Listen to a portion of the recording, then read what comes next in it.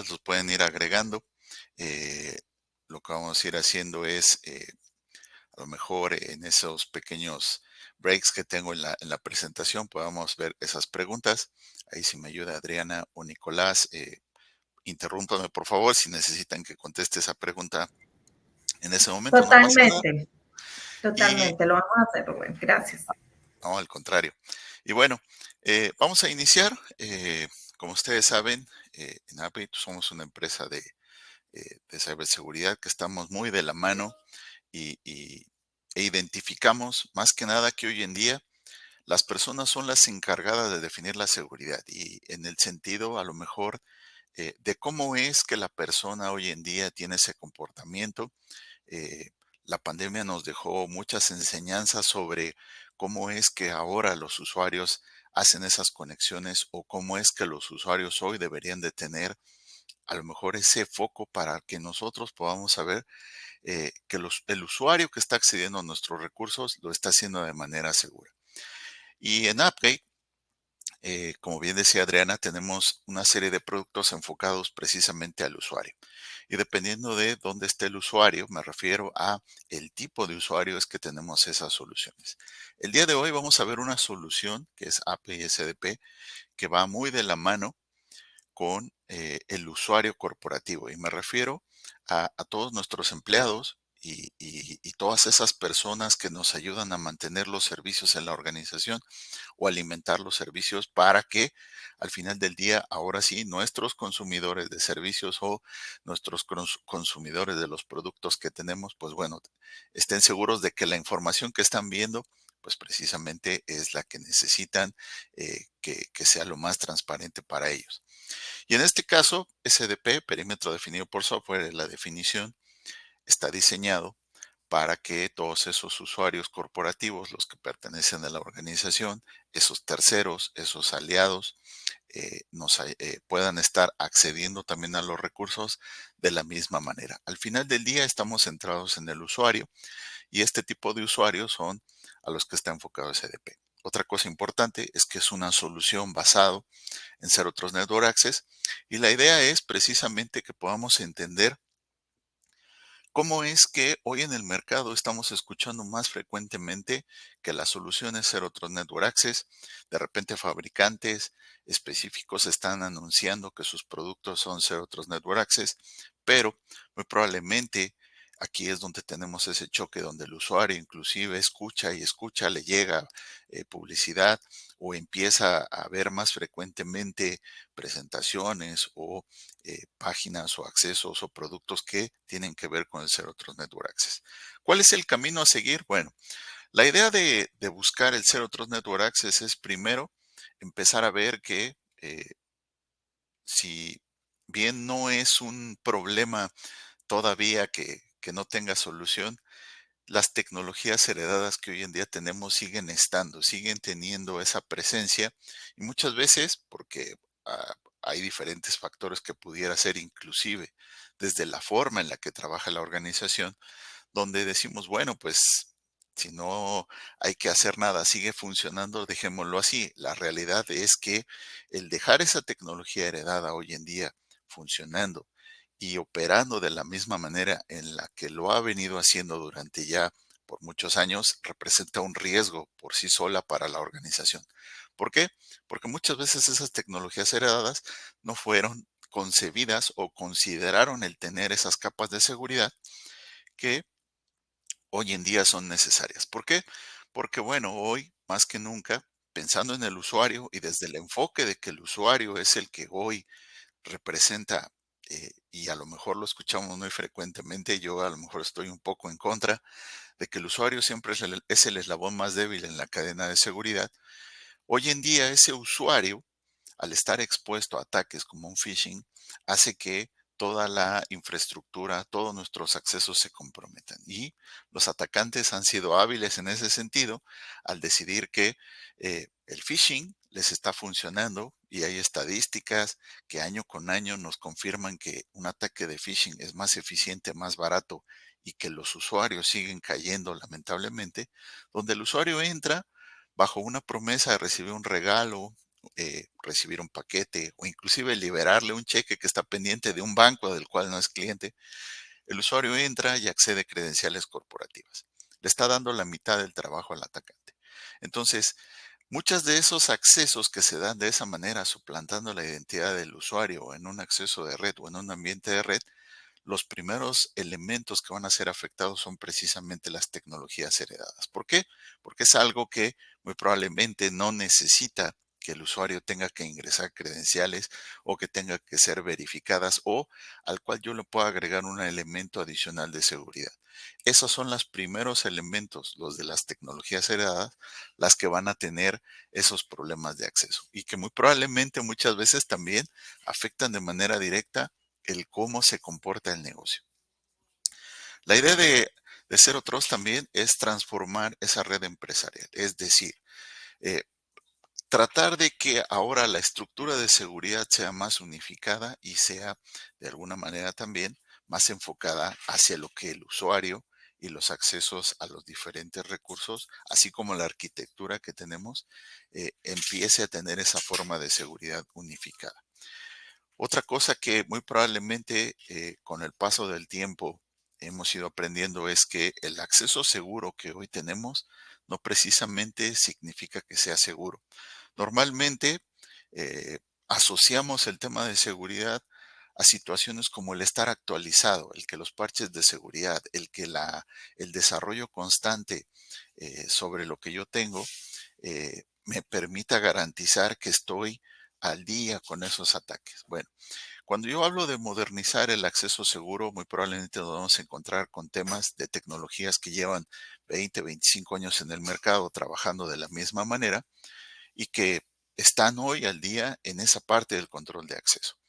Lo que hemos empezado a ver y con más frecuencia es que esas tecnologías que hoy utilizamos para esos accesos están empezando a tener más frecuente ataques y vulnerabilidades detectadas que ya están afectando la operación de la organización primero y después la forma en la que la tengo que mitigar, que representa para la organización, pues bueno, consumo de recursos e inclusive costos adicionales que a lo mejor pensando en que era una tecnología que tenía tiempo en el mercado, donde aparentemente estaba sufriendo o teniendo esas actualizaciones, hoy nos estamos dando cuenta que no.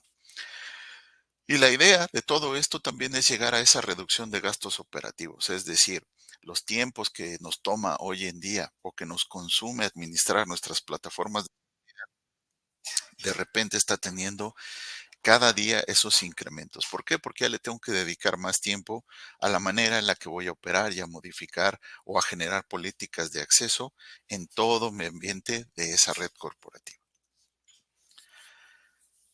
La pregunta sería, ¿por qué ser otros Network Access y qué es lo que debo de tomar en cuenta? Bueno, muchas veces sabemos que los usuarios nos piden o automáticamente tienen referencias sobre a lo mejor esas organizaciones en Internet que tratan de darnos las mejores recomendaciones en algunos casos y no quiero entrar en polémica, muchas veces también va a depender de qué tipo de organismo es el que está encargando de publicarse. En este caso les estoy mostrando tres ejemplos de lo que Gartner de alguna manera eh, hoy en día habla para la parte de ser otro Network Access y esto es pensando que tenemos usuarios que de repente nos dicen, oye, pero ¿cómo están en Gartner o cómo están en tal cuadrante? Y bueno, aquí la idea es a lo mejor un poco más general. Gartner nos dice, por ejemplo, que ser otros Network Access aporta beneficios en la experiencia del usuario final. Es muy ágil, muy adaptable para generar políticas de acceso y la finalidad es que sea, entre otras cosas, una solución que me permita tener esa facilidad de poder entender cómo generar las políticas, que sea intuitiva. Y sobre todo, que la experiencia del usuario hoy en día sea más fácil, sea más ágil, que pueda identificar la mejor manera de acceder a los recursos. Algo importante, y lo dejé en inglés porque normalmente yo creo que lo asociamos más fácil, es pensar en grande, iniciar con poco y escalar muy rápido. Eso es lo que deberíamos de estar pensando en una tecnología de seguridad. Es decir, no necesariamente implica que el hecho de llevar SDP a la organización tengo que hacer ese cambio drástico de hoy para mañana. La facilidad de SDP me permite iniciar a lo mejor eh, con grupos de usuarios muy pequeños, de manera que yo empiece a identificar cómo es el comportamiento de la red y después llevarlo al extremo donde todos mis usuarios van a tener ese acceso y, por qué no, ir modificando en el camino esas políticas de acceso y de conexión a los recursos. Algo importante es que vamos a ver más adelante las dos posibles arquitecturas que tenemos de Zero Trust, porque al final del día ese upgrade no es la única solución de Zero Trust ni es la única solución de SDP, pero hay algunas diferencias que hoy en día empezamos a escuchar con otros competidores y que esas arquitecturas son las que definen el cómo debería de funcionar una solución de Zero Trust. Vamos a encontrar también que dependiendo de esas arquitecturas vamos a tener limitaciones con el tipo de plataforma, los bloqueos que podría haber, es decir, la forma en la que yo tendría que acceder a los recursos. Vamos a ahora nosotros, y se los voy a mostrar en el siguiente slide, tenemos un concepto al que le estamos denominando eh, Universal Zero Trust Network Access, o que va muy de la mano como hoy deberíamos de estar entendiendo el concepto de Zero Trust. Y bueno, la interoperabilidad con las soluciones de seguridad que hoy en día tiene el usuario también empieza a cobrar esa relevancia. Es decir, eh, la facilidad de que me dé la solución de poder hablar, ya sea con soluciones de seguridad como el EDR, el antivirus, un SIEM, o a lo mejor con un sistema de ticketing, eh, por medio de APIs, es lo que está cobrando relevancia, donde el solo yo tener una solución que quede aislada hoy ya no representa el tener esa capacidad operativa y de protección. El que hoy yo pueda tener esa capacidad de ser, de poderme integrar o de integrar otras soluciones para coordinar de alguna manera o estar al pendiente de cómo es la parte de seguridad, hoy representa eh, mucha más facilidad para el usuario, porque deja de estar buscando a lo mejor todas esas herramientas, o de repente se llena de herramientas y si empiezan a funcionar de manera aislada, el usuario lo único que tiene es mucho personal operativo y nada de resultado, ¿no? La idea de esa interoperabilidad es tener esa capacidad de poder ir integrando las soluciones que tengo y obtener información que me permita pensar en cómo es que tengo que enfocar la seguridad de la organización. Este es el acceso universal de Zero Trust Network Access. Es un acceso seguro para todo y yo le voy a agregar para todos. Y precisamente el para todo y para todos viene de los usuarios, en este caso el usuario remoto, los usuarios que tengo en sitio, esos proveedores, esos desarrolladores que normalmente están fuera de la organización, que puedan acceder a los recursos que yo necesito, no importando dónde estén, en la nube privada, en la nube pública o servicios o aplicaciones de SaaS. La idea es aplicar precisamente esas capacidades de SDP eh, que muy probablemente ustedes ya conocen si lo han empezado a utilizar. Si no, ahorita los vamos a ir mostrando. Lo que es SDP está centrado en la identidad del usuario, la facilidad de poder integrarme a varios proveedores de identidad de manera simultánea es un diferenciador que de repente algunas soluciones tradicionales no tienen, o solamente funcionan con una base de datos de usuarios local, o solamente funcionan con la integración hacia un único proveedor de identidad como un LDAP, o a lo mejor es ese Active Directory que tenemos en la organización. Pero cuando necesito agregar o integrar otros proveedores para poder identificar los usuarios, ya nos quedó corta la solución.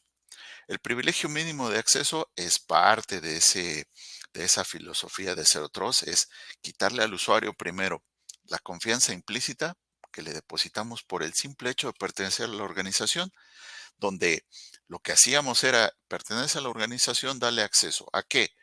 A toda la red, prácticamente, porque el esquema de acceso era de una red que tengo definida para esos usuarios a la red donde tengo todos mis elementos.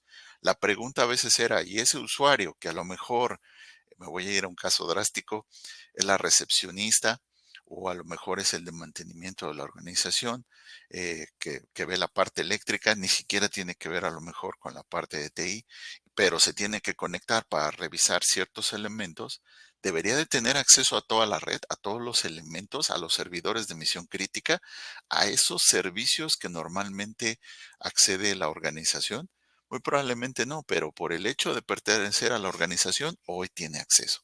La idea de SDP, con el privilegio mínimo adicional a quitarle la confianza implícita y reconocer el usuario, también es darle acceso solamente a los recursos que necesita por los puertos de servicio que necesita.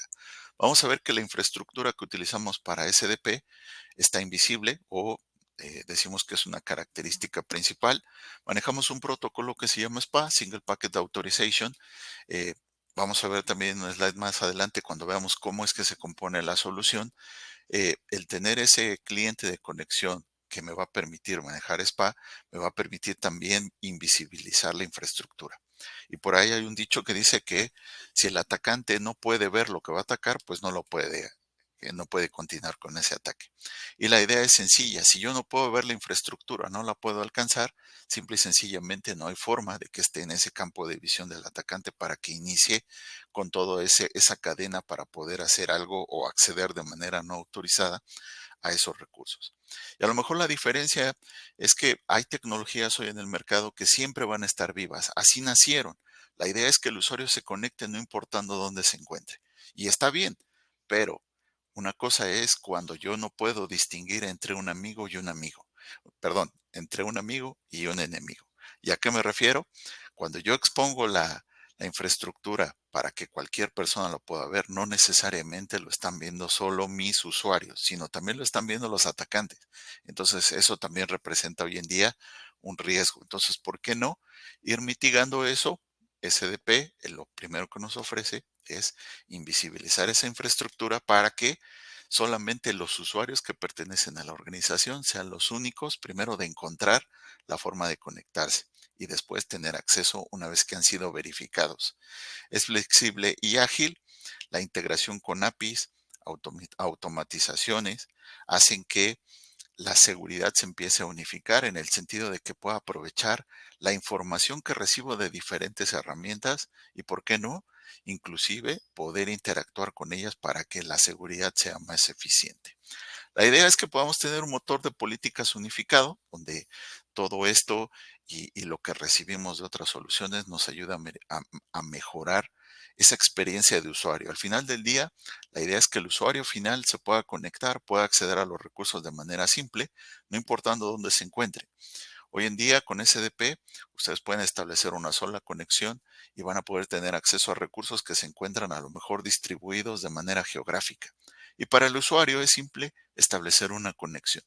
A lo mejor con otras tecnologías, el tener que estar generando conexiones, primero a un sitio o al data center principal y después ir a la nube, representa desconectar a lo mejor un cliente y volver a reconectar al siguiente sitio. De repente para el usuario podría ser tedioso porque tampoco tengo forma de que él entienda cómo es esa parte de conexión. Solamente es conéctate y desconéctate.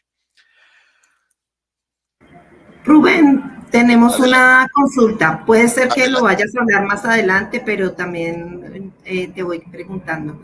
Ujú, Normalmente pues están los firewalls, ¿cierto? Los firewalls que ofrecen también el ZTNA, ¿cierto? así es. Y también están las VPNs.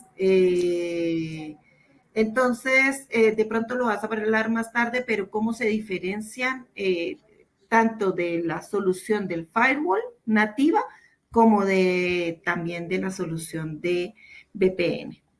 Bueno, eh, las VPNs pueden estar asociadas a dos tipos de tecnologías, al concentrador de VPNs como tal o al firewall perimetral, que es el que ya las trae como un servicio. Lo que hay que entender primero es que cuando el fabricante de firewall se empieza a meter en el terreno de hacer otros network access, eh, lo que hay que entender es cómo identifica esa conexión esos dispositivos. Y lo que vamos a ver es que sigue siendo una VPN. Y la VPN solamente te pide tres cosas, lo que es la dirección IP donde me voy a conectar, el usuario y la contraseña. Entonces, sigue utilizando una VPN. Después son dos protocolos que puede utilizar, IPsec y SSL. El tema principal es que esas tecnologías llevan prácticamente 25 años en el mercado sin ninguna actualización aparente, y me refiero a que la forma en la que se puede conectar. En el tipo de VPN lo que vamos a ver es que la conexión siempre está viva, no importando dónde esté, va a estar viva. Y aquí es donde les decía que al estar viva no distingue si es un amigo o un enemigo. El enemigo encuentra la IP porque está viva la dirección a la que me voy a conectar, la dirección del peer, y entonces puede iniciar con ese escaneo de puertos. A lo mejor no va a encontrar nada porque no necesariamente tiene que encontrar algo abierto, ¿no? Pero lo que sí va a hacer es consumir recursos de la organización, estar conectado, o el que otros atacantes encuentren esa dirección e intenten buscar un puerto por el cual pudieran recibir una respuesta para iniciar conexión. Lo que va a hacer es que esos recursos, como el ancho de banda que tengo de conexión a Internet, se vea de alguna manera mermado por esas conexiones. ¿Por qué? Porque al final del día son conexiones y están vivas y están representando actividad, consumo de ancho de banda. Cuando el atacante no puede ver eso, en el caso de SDP, pues simple y sencillamente ya no tengo ese consumo inútil, por así decirlo, de ancho de banda. Con la VPN y con los fabricantes de firewalls o de concentradores de VPN que están iniciando con el Zero Trust, el tema principal que ha estado de alguna manera adoleciendo es todas las adecuaciones que tengo que hacer, ¿no? Y lo primero, a lo mejor viene de la mano con, eh, primero, el tipo de hardware que debo de tener disponible, la forma en la que considero las licencias, la forma en la que tengo que integrar esas capacidades. Y algo de eso es lo que vamos a ver y tiene que ver con esas arquitecturas. Lo que vamos a encontrar es que tenemos dos tipos de arquitecturas para una solución de Zero Trust Network Access, ya sea SDP o ya sea lo que tengo como ese Zero Trust Network Access que pudiera estar a lo mejor mostrando algún fabricante de firewalls. Uno se llama Cloud-Based Route, es decir, lo que vamos a encontrar es que para poder establecer esa comunicación de Zero Trust Network Access, en algún momento vamos a depender de esa nube del fabricante. ¿Para qué? Para que o bien haga esa consulta o para que bien reciba esa validación de usuarios. ¿Y a qué me refiero? Imagínense que se tienen que conectar hoy en día a sus recursos y vamos a hacer la analogía utilizando una VPN. Hoy ustedes abren su cliente de conexión, ingresan los datos que les pide, su usuario y su contraseña, muy probablemente ya está cargado el perfil de conexión y se conectan. La conexión es directa a donde está ese dispositivo de seguridad. Ahora, ¿qué pasa con un esquema de Zero Trust donde se basa la nube? Lo que vamos a tener es que necesariamente debe de haber un componente en la nube de ese fabricante que hoy me va a proporcionar el servicio de Zero Trust Network Access. ¿Y a qué me refiero? El usuario va a tener que ir a esa nube que a lo mejor está también en Internet, a lo mejor está en Estados Unidos principalmente en un data center de AWS, y lo que va a hacer es llegar el usuario a ese sitio, autenticarse primero y después ir hacia los recursos que yo tengo en la red. Entonces, vamos a empezar a tener esos pequeños elementos que hacen una gran diferencia. ¿Por qué? Porque el usuario lo que va a tener que hacer ahora, vamos a pensar que está en Chile y normalmente el usuario trabaja en esa ubicación geográfica. Y ahora, lo que tiene que hacer para alcanzar sus recursos que están en Chile es levantar su cliente de conexión e ir a un sitio para autenticarse que está en esa nube en Estados Unidos. Lo que representa el consumo de ancho de banda primero, de que el usuario tenga que ir a hacer esa conexión a Estados Unidos y después regresar nuevamente a Chile para poder acceder a sus recursos o contactar a ese elemento que el fabricante colocó en sus instalaciones pueda tener ese acceso. Va a representar consumo a lo mejor de ancho de banda, va a representar latencia, va a representar a lo mejor la forma en la que voy a acceder a los servicios. Pero algo importante, a lo mejor que muchas veces no tenemos considerado, es que eso representa también que el usuario, en lugar de acceder de manera directa, está teniendo que llegar a ese elemento adicional. Lo que yo no podría saber a lo mejor es qué tan segura está mi información en ese elemento o en esa nube. No sé si tampoco esa infraestructura en esa nube está compartiéndose con otros elementos o con otros clientes. ¿Y qué tanto estoy compartiendo a otros dispositivos en esa nube de ese fabricante? Entonces empiezo a tener temas en la parte de seguridad en esa nube que muchas veces no conozco. Y a lo mejor se podría complicar porque si empiezo a crecer la cantidad de usuarios, pues voy a tener que considerar esos costos que representan ese ancho de banda que voy a tener en esa nube, ¿no? Y que muchas veces no es que el proveedor directamente los asuma, sino la nube donde está representa ese gasto, esos insumos que se consumen en esa nube.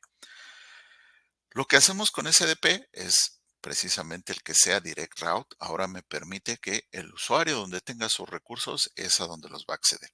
No necesitamos esa nube de fabricante para que el usuario pueda acceder a los recursos. Si el usuario sigue estando en Chile e implementamos, en este caso, SDP en las instalaciones del cliente, el usuario llega directo a esos servicios que tiene el usuario en su data center principal.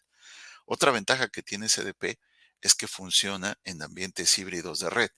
¿Eso qué quiere decir? Lo primero es que si yo tengo esa estructura en mi data center privado o en mi sitio principal y ahí tengo SDP, los usuarios van a llegar de manera directa a esos recursos.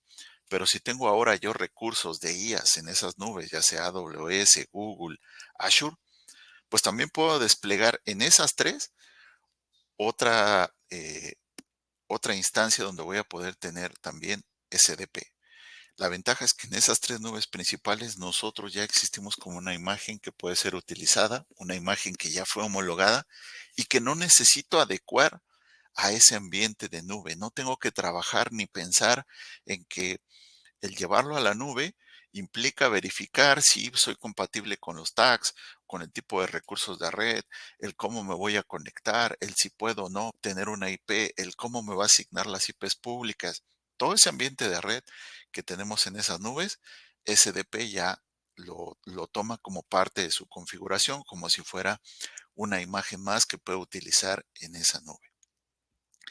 Algo importante es que a diferencia a lo mejor de una solución tradicional con firewalls, donde si quiero tener alta disponibilidad necesito tener dos cajas, donde a lo mejor una va a estar un poco más ociosa que otra.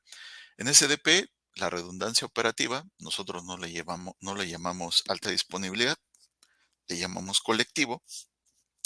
Y el colectivo me permite tener en las dos nubes, ya sea en la nube privada y en la nube pública, elementos que me van a permitir establecer esa interconexión y me van a dar también esa capacidad de tener ese balanceo de cargas, ya sea para llegar a los servicios o para verificar la situación o la conexión del usuario. Entonces eso también rompe con ese esquema donde si yo necesitaba tener a lo mejor una alta disponibilidad, nada más me enfocaba en un sitio. En SDP se abre esa posibilidad de tener esa alta disponibilidad geográfica porque puedo tener en mi data center principal los elementos de SDP y también los puedo tener en la nube y empiezan a trabajar de manera simultánea para tener esa disponibilidad de servicios. Si falla el sitio principal por alguna razón, geográfica, natural, hay situaciones que están de repente fuera de nuestro alcance, pero queda fuera de servicio, los usuarios van a seguir alcanzando los recursos que están disponibles en esos sitios que siguen estando disponibles, ¿no? Esa es una ventaja, no tengo que decirle al usuario en algún momento que cambie la conexión, que ese elemento está fuera de servicio y entonces tiene que hacer todo un cambio de esquema para poder alcanzar esos recursos. Y a lo mejor algo importante es que somos agnósticos a la tecnología. ¿Y eso qué quiere decir? Que no dependemos ni de una marca específica de firewall, ni que tenga un firmware específico cargado, ni tampoco a nivel de red, ni switches, ni routers, ni access points, ni elementos específicos muy particulares para que SDP pueda operar. SDP es una solución de software, es una appliance virtual. Ya lo han visto ustedes que prácticamente se despliega en ese entorno de virtualización y lo único que necesito a lo mejor es considerar esas políticas de firewall que le voy a pedir al administrador que permita generar o que permita el acceso de los usuarios a esa infraestructura.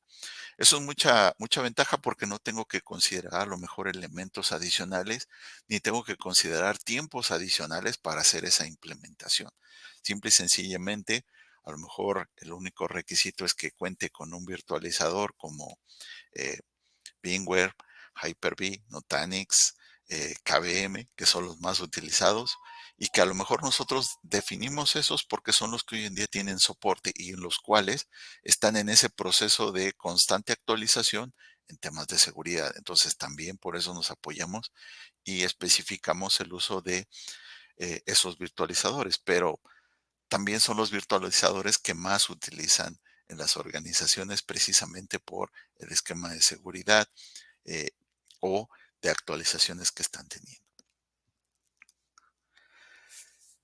¿Cómo usan nuestros clientes API SDP? Bueno, resolvemos algunos problemas como el acceso remoto. El usuario cambia su esquema de conexión por VPN a SDP y esto es pensando en que en la VPN a lo mejor hoy en día solo utiliza 3 elementos para identificar al usuario. Y donde hoy hay firewalls que a lo mejor inician con ser otros network access, el usuario también se da cuenta que a lo mejor el filtrado de contenido no protege el acceso a la red, lo protege cuando el usuario está en Internet, pero es algo que puede solucionar con otra solución. La idea principal es que el usuario esté seguro que pueda llegar a los recursos y lo más importante para la organización, que esté seguro de que el usuario que se está conectando es al que yo le di el acceso y que no está siendo suplantado. Hoy en una VPN donde solamente utilizo esos 3 parámetros, si el atacante ya tiene los datos de acceso porque los obtuvo de un phishing o a lo mejor compró una base de datos ahí en el Deep o en el Dark Web y ya vienen las cuentas de conexión, pues lo único que va a intentar ese atacante es iniciar esa sesión de conexión. Y a lo mejor uno podría pensar, bueno, ¿y cómo vas a saber qué firewall tiene para utilizar el cliente? Hoy en día los teléfonos celulares traen un cliente de VPN nativo y ya les pide esa información. Y lo peor de todo es que inicia la sesión y prueba las posibles combinaciones de fase 1 y de fase 2 para que se pueda conectar. Entonces ya tampoco es algo que me permita estar seguro, ¿no? Tengo más probabilidades de que un atacante pueda suplantar a un usuario y pueda llegar a los recursos. Y el tema es que cuando llega a los recursos, no va a buscar esos servidores que eh, tengan la base de datos o esos servidores donde exista todo el esquema de seguridad implementado. Cuando se conecta ese atacante suplantando un usuario, lo que va a buscar son precisamente esos servidores que tienen muchos años trabajando, esa infraestructura legada que no tiene capacidad de implementar controles de seguridad o ese sistema operativo del servidor que a lo mejor lleva muchos años sin actualizarse porque ahí está la aplicación corporativa y si actualizamos el sistema operativo, los drivers dejan inservible la aplicación porque está diseñada o está hardcodeada para funcionar con ese sistema operativo.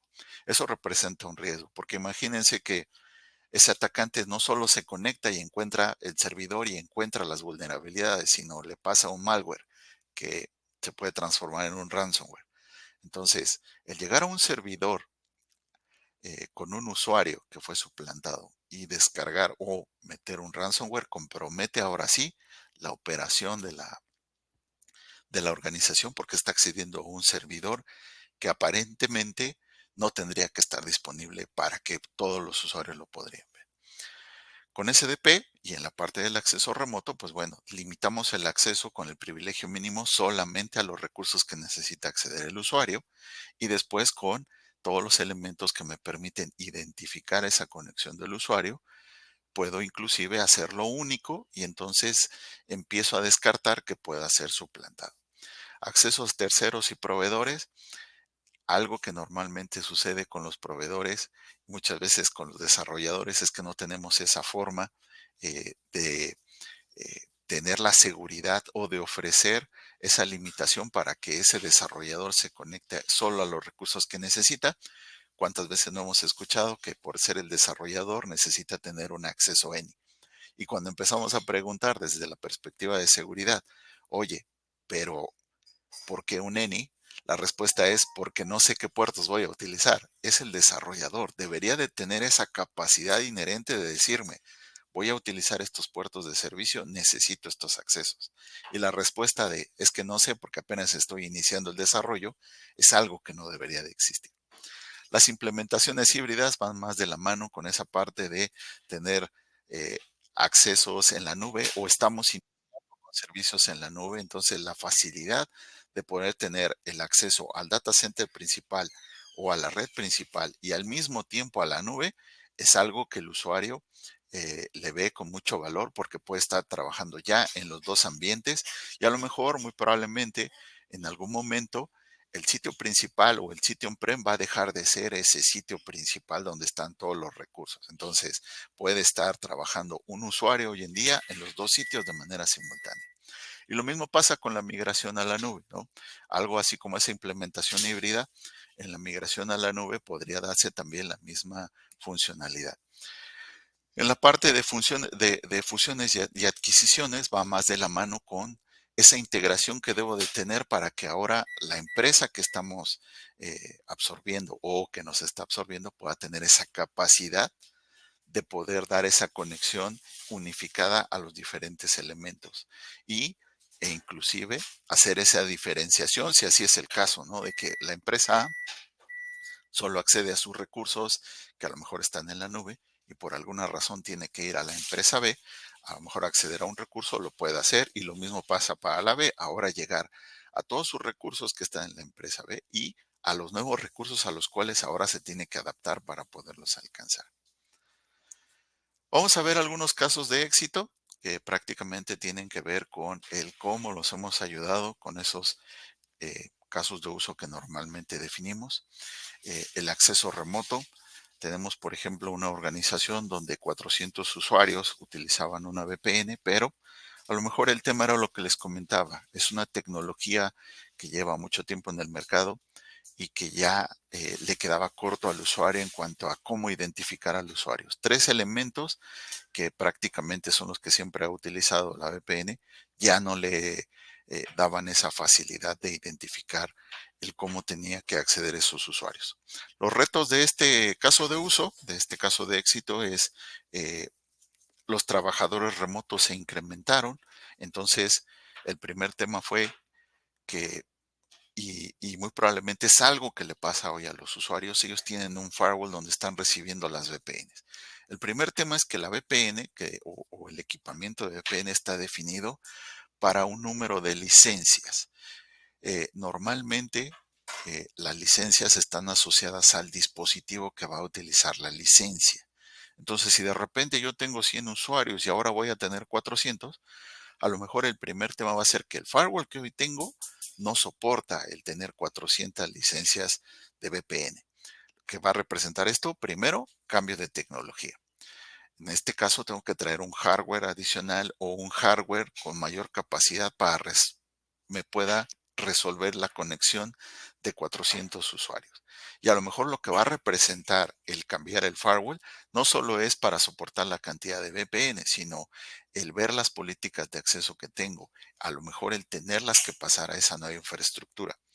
A lo mejor el reto adicional al aumento de usuarios también es el tiempo en el que lo voy a poder desplegar.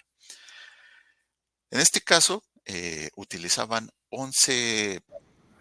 Rubén, Adelante, hay una consulta. dígame. Aquí también preguntan que justamente sobre eso mismo, ¿con cuánto es el tiempo promedio que lleva desplegar SDP en una organización mediana? Bueno, Hablemos de 100 usuarios o estos mismos 400 usuarios. sí, de hecho, yo lo que les puedo decir de este caso en particular, no lo hice yo, pero tengo ese contexto. Eh, para 400 usuarios, prácticamente lo primero es que hay que implementar el appliance virtual. Entonces, prácticamente entre implementar el appliance virtual, colocar las direcciones y al final del día es algo que también les digo a los usuarios. Vean la implementación de SDP como el integrar un nuevo servidor de aplicación a la red. Entonces, a lo mejor, en este caso en particular, nos tomó más tiempo entender el diseño de la red del usuario, porque ustedes saben que muchas veces eh, tienen que ver en la red tres áreas principales, el que es la parte de seguridad, la parte de redes y la parte de TI. Entonces, al tener que integrar a las tres áreas, yo creo que ese es el reto importante, no tanto el reto de que implementemos SDP, sino el reto de que las tres áreas primero entiendan qué va a ser la solución. Y cuando eso se da, yo les puedo decir que SDP se puede instalar prácticamente en 2 sesiones de 1 hora. Normalmente en 2 sesiones de 1 hora está implementado. Yo lo he implementado también en una sesión a lo mejor de 2 horas, donde ya está funcionando y ya está iniciando con esos primeros accesos. La instalación no es compleja, es más complejo coordinar a todas las áreas para que tengan la información disponible, direcciones IP, a lo mejor la dirección del DNS, el acceso al escritorio remoto para poder, perdón, al directorio activo para poder utilizar un usuario que se pueda conectar y validar todas las credenciales de los usuarios. En realidad la conexión al Active Directory no representa tampoco mucho tiempo porque no necesito un usuario que tenga privilegios de administrador. Eso también es importante. Con que sea un usuario que pueda leer los grupos que necesito consultar para generar esas políticas, porque aquí también viene de la mano es cómo genero las políticas de acceso. Y algo importante que puedo hacer es basarme en los grupos que ya tengo en el directorio activo y en base a esos grupos definir las políticas. Entonces, muchas veces el tiempo que vamos a consumir a lo mejor no es en implementar la solución, sino primero coordinar las áreas y después establecer de qué manera son esos accesos. Nos ayudan a lo mejor muchas veces esa migración de VPNs a SDP, claro. Muchas veces utilizamos lo que tienen en la VPN para darle una idea al usuario de cómo generar esas políticas de acceso. Podría ser, dependiendo del tipo de recursos, a lo mejor hay grupos específicos que los tienen que acceder, entonces las políticas se generan en base a los grupos. A lo mejor el acceso es al servidor, donde solamente va a poder tener acceso a ese servidor ciertos usuarios, entonces la política ya cambia un poco el enfoque, ya no es al grupo, sino es a los usuarios, y entonces puedo definir qué usuarios específicos son los que se van a conectar al servidor. Entonces, la implementación, en este caso, yo les podría decir que en una semana prácticamente estaba funcionando y operando. Claro, como en toda solución, hay un tiempo en el cual hay que llevarlo a esa puesta a punto donde muy probablemente ya va a quedar con esa configuración definitiva. Pero lo que sí les puedo decir es que la implementación no es tan complicada como pareciera, al no depender de, de la infraestructura adicional y en el sentido de que tenga algún tipo específico de firewall o de switches, eh, y el que yo me pueda integrar de manera natural, da mucha ventaja el poderlo tener así. Este es un caso de uso. Voy a pasar al otro, es más que nada la VPN y con esas situaciones que utilizamos. La parte de a lo mejor esas aplicaciones legadas, donde a lo mejor lo que empiezo a hacer a nivel de arquitectura de red es integrarlo a otras soluciones que tengo y seguramente se lo han encontrado. De repente el usuario pensando en que no tiene hoy forma de controlar ese acceso, empieza a meter a lo mejor soluciones como un IAM o como un PAM, donde a lo mejor va a tener que administrar o esos usuarios privilegiados para que se puedan conectar a los recursos, para que a lo mejor se pueda grabar esa sesión. Y a lo mejor aquí la pregunta es, ¿y cómo me conecto al PAM o al IAM para poder llegar a esos recursos? Y a lo mejor el tema es que seguía utilizando una VPN el usuario. Y entonces, nuevamente, los elementos para verificar esa conexión del usuario se limitan. Entonces, con SDP ahora verifico primero la identidad del usuario, después que cumplen los criterios de su dispositivo, cumplen los criterios del contexto de conexión, y después la postura de seguridad. Cuando el usuario cumple con esos elementos, entonces le doy acceso al IAM o al PAM. Y ahí ya ingresa sus credenciales que son válidas en esas aplicaciones para después acceder a los recursos. La cadena de conexión se refuerza y se asegura, que es lo que estaban buscando en este caso. El que a lo mejor el conectarme para administrar, y a lo mejor es algo trivial, pero pasaba aquí. El usuario tiene una infraestructura de red grande y muchas veces el tema era que la parte de switches quedaba prácticamente descubierta. Era eh, o ofrecer o agregar una capa de seguridad para acceder como administrador a toda esa infraestructura de red o hacer un cambio drástico. Aquí también viene otra tecnología implícita. No solamente son las VPNs. Me imagino que en algún momento han escuchado el término de NAC. Entonces, nosotros no somos un NAC, pero podemos ayudar con esas capacidades como un complemento adicional al NAC. Si el usuario hoy en día ya tiene el NAC para controlar la capa de administración de los switches, lo que podemos hacer con SDP como ese complemento de NAC es agregar esa capa adicional de acceso a los usuarios, identificarlos.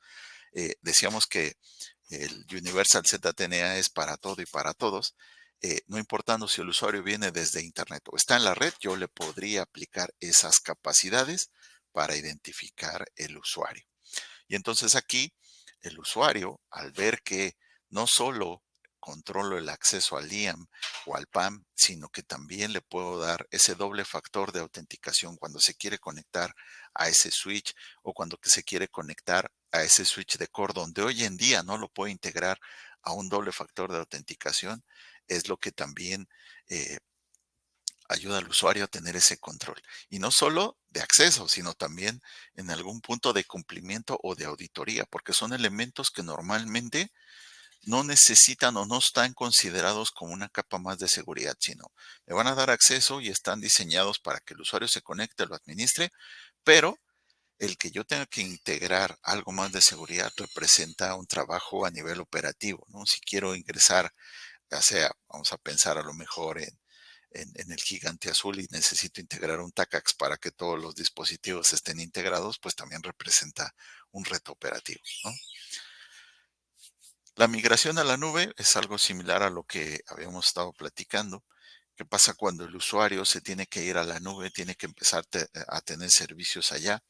Y el tema es que hoy en día no está preparado y el llevarlo a lo mejor a esa conexión a la nube y a la conexión a los recursos que hoy tiene para esos usuarios remotos, se empieza a complicar, ¿no? O le va a tomar más tiempo del que tenía a lo mejor especificado, ¿no? Y digo, esto no es de algunas organizaciones, pasa en todos lados.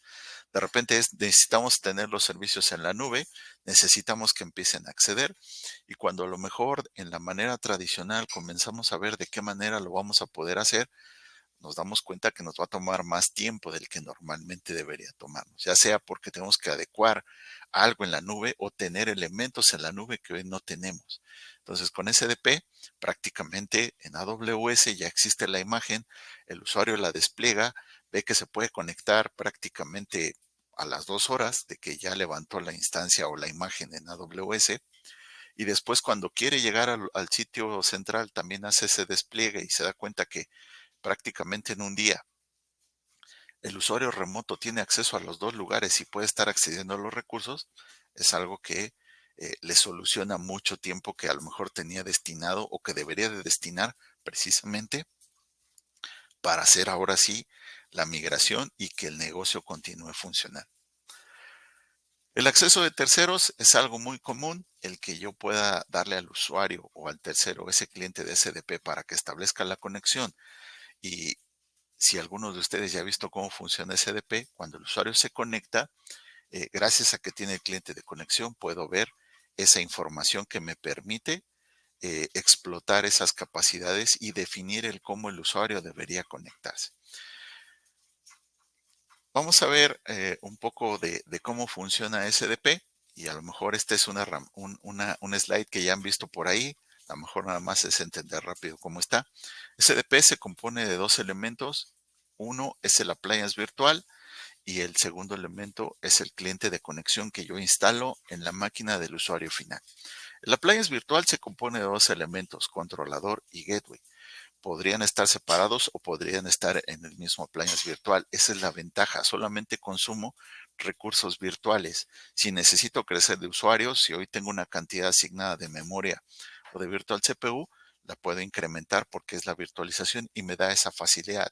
El crecimiento horizontal y vertical es muy fácil en SDP. Normalmente la infraestructura está invisible, no se alcanza. Como les decía, a lo mejor lo único que vamos a necesitar cuando ya lo ponemos del lado del usuario es que el área de seguridad nos ayude generando ese NAT de entrada a los puertos de servicio que necesitamos para poder alcanzar la infraestructura. Pero no porque se genere el NAT, la infraestructura está visible. No va a haber forma de que me responda. ¿Cómo me va a responder? Bueno, el usuario ya fue enrolado, entonces tiene el cliente y el perfil de conexión. Ese cliente utiliza un protocolo que se llama SPA, Single Packet Authorization. Lo que va a hacer es solicitar esa autorización de conexión al controlador. El controlador en ese momento lo que va a hacer es verificar la identidad del usuario. ¿Contra qué? Contra un proveedor de identidad, que podría ser un LDAP, un Radius, un Samuel, un OpenIDC. Va a verificar que pertenezca al dominio, al grupo y que sea el usuario, que la credencial del usuario sea válida. Si es válida, entonces lo que va a hacer es verificar los siguientes elementos. Es una máquina que tiene Windows, Linux, Mac, Android, iOS, el hostname de la máquina, por ejemplo, el ID del dispositivo, el contexto de conexión, el día y la hora en que el usuario está iniciando sesión. Elementos como la postura de seguridad, el usuario trae el EDR de la organización, trae el antivirus instalado. Si esos elementos coinciden, en ese momento lo que va a hacer el controlador es regresarle al usuario esos derechos de conexión o los live entitlements, es decir, a dónde se va a poder conectar. El usuario va a generar ahora una conexión hacia el gateway, nuevamente utilizando SPA, donde va a verificar que ya se cumplió con todo ese contexto. Y entonces vamos a tener el cliente de conexión, donde nos van a mostrar esos accesos directos, que esa es otra ventaja del cliente, a donde se va a poder conectar el usuario. Entre el gateway y el servidor de aplicación y el cliente de conexión se genera un túnel uno a uno, un túnel de microfirewall seguro y encriptado. Nosotros no utilizamos ni SSL ni IPsec, utilizamos TLS. Esa es otra ventaja, hace más ágil la conexión del usuario. Y normalmente, una diferencia gigantesca o enorme que tengo con las VPNs es que constantemente se está monitoreando el cambio de contexto del usuario. ¿Y a qué me refiero? Voy a estar de alguna manera, de manera específica, verificando que el cliente no haya cambiado, que siga estando, que se siga cumpliendo esos elementos que definí para identificarlo. Hoy en día con una VPN el usuario puede estar conectado todo el fin de semana y prácticamente sin hacer nada y no hubo ninguna capacidad de esa solución que me permitiera identificar si el usuario sigue siendo el mismo o no. O más bien si el usuario está conectado a un recurso o no. Entonces, con SDP yo puedo estar monitoreando si cambia algo en el contexto de conexión del usuario. Le puedo pedir o puedo hacer uso del doble factor de autenticación como un elemento para verificar que el usuario siga conectado a lo mejor cada 8 horas o cada hora o cada 24 horas, pero ya no es estático. SDP es dinámico. La idea es que yo pueda estar seguro que el usuario sigue estando de manera segura conectado. ¿Y qué pasa con cuando el usuario, en lugar de conectarse con su máquina o su laptop, ahora se conecta con su teléfono o con su tablet? Yo podría identificar ese dispositivo. Ese es un cambio de contexto y entonces lo que podría hacer es cambiar la forma en la que le voy a mostrar los accesos. A lo mejor desde la máquina el usuario tiene su cliente de escritorio remoto, pero en un teléfono no lo tiene. Entonces, ese sería el parámetro para decir, como no tiene el escritorio remoto en el teléfono, le mostramos solamente el acceso al portal web. Y entonces desde el teléfono el usuario va a poder ver el portal web y desde su máquina el acceso ahora sí a la aplicación, al escritorio remoto. Les voy a robar unos minutitos más, no sé si hay algún problema. Rubén, Mande. hay una consulta. También se puede ver el contexto de geolocalización del usuario, ¿no? Sí, claro que sí. De hecho, la geolocalización forma parte de ese contexto. No Ujú, solamente el que el usuario esté a lo mejor en su país, eso es algo importante. Hoy no sabemos si establecemos una conexión, ya lo empiezan a tener algunos firewalls, no todos, pero ujú, acá yo le especifico, solamente recibo conexiones de Chile, de Colombia o de Perú, yo estando en México. Si yo claro. de repente me paso a Estados Unidos y me quiero conectar, muy probablemente, como no avisé, no hay forma de que me conecte, ¿no? Hoy en una VPN, al estar abierto al mundo, yo recibo inclusive, y véanlo o háganlo a lo mejor como experimento, fin de semana en su firewall o en su concentrador de VPNs, ¿Qué pasa con las conexiones que vienen de Rusia, Vietnam, Corea del Norte, Claro. Alemania Ujú, o Rusia? ¿Qué pasa con ujú, esas conexiones en mi firewall? Y se van a dar cuenta, si a manera de experimento, que van a ver que tienen más conexiones de esos países el fin de semana que durante la semana. Y eso es normal porque el fin de semana no solo es en América Latina, ¿no? Sino también en el resto del mundo. Saben que en el fin de semana la mayoría de la gente no está trabajando, pero ujú. es cuando ellos aprovechan para iniciar con esos accesos. Y van a ver solicitudes de conexión por VPN, donde hay conexiones de esos países intentando acceder a los recursos, ¿no? Con SDP yo puedo utilizar eso como un parámetro más y solamente especificar esas conexiones donde yo las necesito, ¿no? Ujú. También preguntan cómo se mide el éxito o la efectividad de SDP una vez implementado. Esto tiene informes de usuario, digamos, de conexiones. Sí, sí, sí, sí. De hecho, normalmente lo que hacemos, SDP es la herramienta de control de acceso. Las integraciones y la interoperabilidad con otras soluciones hoy es lo que el usuario de alguna manera también está buscando. Eh, y a lo mejor desde el punto de vista de seguridad muchas veces estuvimos presionando al usuario para que tuviera un SIEM, tuviera un correlacionador. Y hoy que lo tiene, lo único que está recibiendo es información a lo mejor del firewall, no tiene más información. Y entonces de repente el usuario también entra en esa parte de ¿para qué tengo un correlacionador o un SIEM si solamente recibo información del firewall? Bueno, lo que podemos hacer con SDP es reenviar también toda esa información a ese SIEM, a ese correlacionador. Esos elementos tienen la capacidad de poder procesar mucho más cantidad de información y reportes con mayor detalle, y no solo de lo que está pasando con SDP, sino lo que está pasando con el firewall o con las conexiones hacia otros servidores. Entonces también eso empieza a cobrar relevancia, el que el usuario empiece a recibir esa información y como lo veíamos al principio, la facilidad de interoperabilidad con otras soluciones de seguridad es lo que debería estar redituando en un esquema de Zero Trust, donde el usuario ve que la solución, al tener esa capacidad, pues también tiene eh, todo ese detalle y lo envía a ese dispositivo para que pueda ser procesado.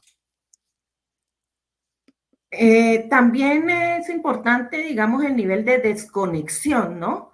Sí, Porque, sí, por sí. ejemplo, cuando tenemos usuarios transitorios que no están permanentemente en la organización, yo le puedo generar acceso rápidamente con un controlador bastante robusto y cuando se van, lo saco de todo muy rápidamente también, Rubén, ¿cierto? Sí, sí, sí. De hecho, algo que utilizan las organizaciones ya más frecuentemente es el uso del directorio activo. No porque controlen solamente el acceso como tal del usuario en cuanto a usuario y contraseña, sino el acceso a los servidores. Entonces, ahora en las organizaciones el tener el directorio activo representa también dar accesos a las diferentes carpetas. Nosotros al utilizar esa conexión, cuando el administrador bloquea la cuenta, automáticamente le va a bloquear el acceso por SDP. Entonces, es una ventaja el que la administración de los usuarios esté centralizada. Si pasa algo con el usuario y necesitan darlo de baja o bloquear la contraseña porque no va a estar más en la organización, lo hacen desde el directorio activo. Primero, para garantizar que ya no tenga acceso a los recursos de la organización, pero sobre todo tampoco podría establecer esa conexión, ¿no? Entonces, el integrarnos a ese proveedor de identidad, pues es una ventaja. Y la ventaja también de CDP es que lo puede hacer con el proveedor de identidad que tiene en la nube. Si en la nube maneja un Samuel, nosotros nos podemos integrar a un Samuel. O maneja un Radius, un OpenIDC, también lo podemos hacer. La ventaja es que no solo es uno, sino puedo tener todos de diferentes capacidades o de diferentes protocolos al mismo tiempo. Y puedo estar proveyendo usuarios para ser autenticados de cualquiera de esas plataformas. Entonces, puedo tener o basar el acceso de mis usuarios en ese proveedor de identidad. E inclusive no solo eso, sino los que están a lo mejor públicos como a lo mejor un Okta, un Ping, todos esos elementos que puedo tener afuera, esos son los que me pueden ayudar.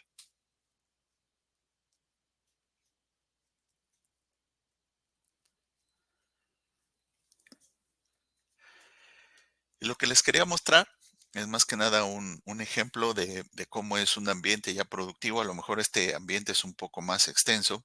Lo que estamos viendo es el diagrama final de cómo es que queda la solución. Y más que nada pensando en que un usuario hoy en día puede tener acceso a recursos en diferentes nubes geográficas, es decir, están en AWS, pero está en Londres, en Estados Unidos hay 2 sitios, o puedo tener un data center en una ubicación geográfica, un data center en Google, en Azure o en otra oficina remota. Esta es como quedaría una solución implementada. En realidad, siguiendo el flujo normal de conexión, lo que vamos a ver primero es que a lo mejor yo me encargo de tener appliance en esas diferentes nubes para tener primero esa redundancia operativa. Puede ser que en algunos sitios como en AWS en North Virginia o en Londres o en esa oficina remota tengo un controlador y en las diferentes ubicaciones tengo un gateway. Lo primero que va a hacer el usuario, o en este caso, es que toda la infraestructura está invisible, no cualquier persona las puede ver. Entonces, como no está visible, pues prácticamente pasa desapercibido. Lo primero que va a hacer el usuario es buscar ese proveedor de identidad en cualquiera de los controladores que estén disponibles. Si el que esté disponible en ese momento es el que está en mi data center principal, es el que va a buscar. O si está en este caso en Londres o están los 3 activos, la misma solución me da esa capacidad de poder seleccionar o verificar por disponibilidad cuál es el que prefiero establecer esa comunicación. Va a verificar sus credenciales y todo lo que tiene que ver con el contexto de conexión del usuario. Cuando ha validado eso, entonces le va a dar acceso a esos gateways para poder llegar a los recursos. Y como vimos al principio, muy probablemente el usuario va a poder ver solamente los recursos que necesita acceder y recursos que no necesita conectarse no va a tener forma de llegar. Por ejemplo, si quiere ver estos servidores de Ubuntu que tengo a lo mejor en Azure, ese usuario solamente va a ver los servidores a los cuales debe tener acceso, ¿no? Y ese es más un esquema de cómo está distribuida la conexión y de cómo es que funciona para esos ambientes donde normalmente el usuario puede tener acceso a los diferentes elementos, no importando dónde se encuentre, ¿no? Si el elemento está en otro continente, para el usuario es como si estuviera accediendo y le aparece en su cliente de conexión como un acceso directo más. No sé si haya otra pregunta, Adriana. No, no, por ahora. Ok, bueno. Ya le robé unos minutitos más. No sé, continuamos, no hay ningún problema. Sí, continuemos. Ok. Bueno, aquí ya casi es pensando en lo que les comentaba al principio. El viaje hacia Zero Trust es piense en grande, empiece de a poco y escale rápido. Esa es la facilidad de CDP. No necesariamente si estoy pensando que todos los usuarios se puedan integrar eh, de manera simultánea, lo puedo hacer a lo mejor con algunos, pero la idea es pensar que en algún momento todos los usuarios tienen que tener ese acceso o ese control de acceso, no importando si están fuera o dentro de la organización. Puedo empezar con algunos y la ventaja es que si necesito crecer la solución, al ser una solución virtual, lo puedo hacer de manera rápida y fácil. Esto era más que nada lo que les quería mostrar el día de hoy, el cómo funciona, el cómo es que lo vemos nosotros y la parte de esos pequeños detalles que luego pueden surgir.